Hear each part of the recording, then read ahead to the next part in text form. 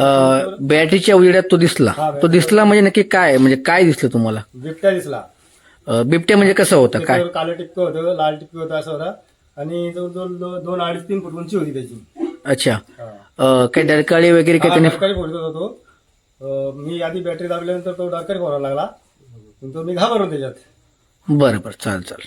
की कोणीही बिबट्याचा वावर आढळलेला आहे, कोणीही बाहेर झोपू नये.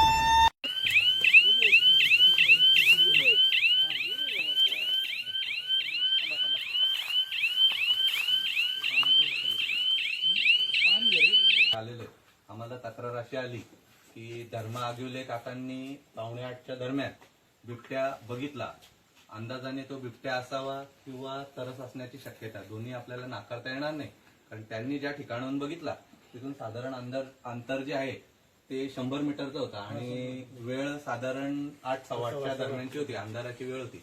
त्यामुळे आपल्याला निष्कर्ष काढता येणं थोडंसं कठीण आहे.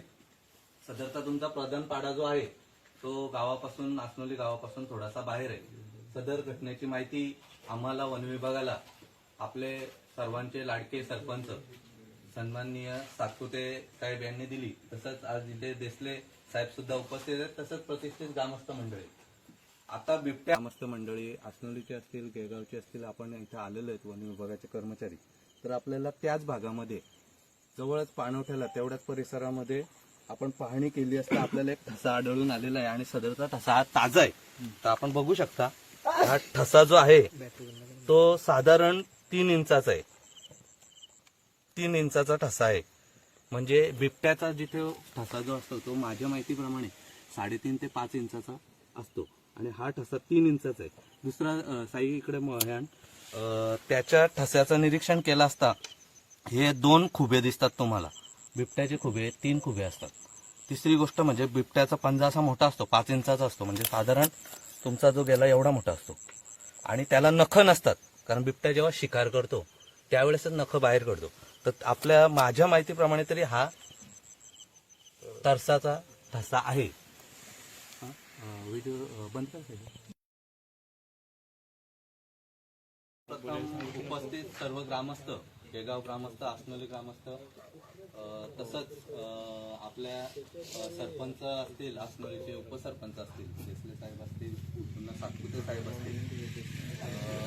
आसनोली परिसरामध्ये संध्याकाळी साधारण 7:30-7:15च्या दरम्यान बिबट्या आढळल्याची फोनद्वारे बातमी सातपुते साहेब यांनी दिली आणि भांगरे साहेब, माननीय वनपरिक्षेत्र अधिकारी जसे भांगरे साहेब यांच्या मार्गदर्शनाखाली आज आपण त्या तात्काळ शासकीय वाहनाने सदर आसनोली गाव आणि बिबट्याचा वावर आढळल्याबाबतची माहिती मिळतात आसनोली राऊंड स्टाफ, ज्यामध्ये मी स्वतः राजेश गोविंदे, विजय चौधरी, तसंच कैलास तापरे, आमचे जयवंत गायकर घटनास्थळी उपस्थित झालो. मित्रांनो, सर्वप्रथम धर्मा आगिवले यांनी सांगितलं की मी शेतावर पाण्याची मोटर चालू करत असताना बिबट्याचा वावर आढळला. तर आपण त्या ठिकाणी सर्व ग्रामस्थ, सरपंच असतील, उपसरपंच असतील, आमचा वनपरिक्षेत्राचा स्टाफ असेल, आपण जाऊन सदर ठिकाणाची पाहणी केली, स्थळाची पाहणी केली. सदर ठिकाणी आपण सायरन वाजवला, तसंच गाडीद्वारे सुद्धा शासकीय वाहनाने आपण सूचना दिल्या. तर ज्या काही बिबट्या आढळल्यानंतरच्या सूचना देण्यात येतात त्या सर्वप्रथम मी आपणास नागरिकांना देत आहे. मित्रांनो, बिबट्या आढळल्यानंतर, बिबट्या हा वन्य प्राणी आणि हिंस्त्र प्राणी आहे. बिबट्या आढळल्यानंतर कोणीही स्वतःहून त्याच्यावर अटॅक किंवा घाबरून जायचं नाही, कारण कोणताही वन्य प्राणी सहसा तुमच्यावर डायरेक्ट अटॅक करत नाही. बिबट्या दिसल्यानंतर सर्वप्रथम तुमच्याकडे जर जॅकेट असेल तर तो असा उघडायचा आहे आणि दोन्ही हात वर करायचे आणि शांत उभं राहायचं आहे. असं का करायचं? कारण बिबट्या हा शक्यतो आजपर्यंतच्या ज्या घटना घडल्या त्यातील मॅक्झिमम घटनांमध्ये बिबट्या हा खाली बसलेल्या माणसावर नाही म्हणत, खाली बसलेल्या माणसावर किंवा प्राण्यावर हल्ला करतो, जेणेकरून त्याला वाटतं की हे माझ्यापेक्षा छोटं पक्ष आहे आणि मी त्याचं सहजरित्या शिकार करू शकतो. म्हणून तो तशा पद्धतीमध्ये कोणी संध्याकाळच्या वेळेस, सकाळच्या वेळेस उघड्यावर शौचाला बसू नका, ही काळजी घ्या. दुसरी काळजी जी घ्यायची, काही एकट्या दुसऱ्याने शेतावर म्हणा किंवा संध्याकाळच्या वेळेस पहाटेच्या वेळेस एकट्या दुसऱ्याने प्रवास करू नका. 2-3 जण सोबत असतील तर प्रवास करा. हातामध्ये काठी असावी. 2-3 जणांनी मोठ्याने गप्पा मारत जाव्या. शक्यतो मोबाईलवर किंवा म्युझिक वाजवण्याचा, गाणे वाजवण्याचा प्रयत्न करा, जेणेकरून बिबट्याला कळेल का इथे माणसांचा वावर आहे आणि तो लांब जाईल. तिसरी गोष्ट जी अशी आहे की आत्ताच मागाशी योगेशने सांगितलं की आम्ही जेव्हा आसनोली परिसरामध्ये धर्मा आगिवले यांनी सांगितलं की बिबट्याचा वावर आढळला, त्या ठिकाणची आपण पाहणी केली तर त्या ठिकाणी कोणत्याही प्रकारचे आपल्याला पगमार्क्स आढळले नाही किंवा वावर आढळलं नाही. त्यानंतर आपल्याला लगेच फोन आला साधारण 9:30-10च्या दरम्यान की आपल्याला गेगावच्या नदी परिसराच्या दरम्यान बिबट्याचा वावर आढळलेला आहे. आपण तात्काळ आसनोली गावचे ग्रामस्थ असतील, गेगावचे असतील, आमची वन परिक्षेत्राची टीम असेल, आपण या ठिकाणी येऊन आपण पाहणी केली. पाहणी करत असताना आपल्याला जिथे पाहणी केली त्यांनी सांगितलं का आम्हाला डोळे चमकल्यासारखे दिसले आणि मग आम्ही त्याला दगड मारण्याचा प्रयत्न केला पण ते काय हल्ला नाही. तर कृपया करून असंही कोणी वन्य प्राण्याला दगड मारण्याचा प्रयत्न करू नका, कारण माणसापेक्षा नक्की बिबट्या हा जास्त ताकदवान आहे आणि त्याचा पळण्याचा वेग हा निश्चितच जास्त आहे. त्यामुळे कोणी धावण्याचा प्रयत्न करू नका. जसं मी सांगितलं तसं पाठीमागे जायचं, शांत राहायचं, एक एक पाऊल मागे सरकायचंय, या काळजी घ्यायची, बाहेर झोपायचं नाही.